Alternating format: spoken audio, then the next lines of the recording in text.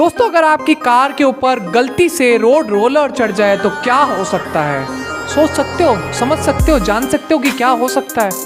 चलो चलो चढ़ाना शुरू करते हैं। कर रहे हैं, चढ़ा रहे हैं। अब इसके बाद में क्या होने वाला है, उससे पहले अगर आपका भी दिन अच्छा जाना चाहिए आज, तो सब्सक्राइब करके बेल आइकन को प्रेस कर दो और इस वीडियो को जरा सा लाइक कर दो।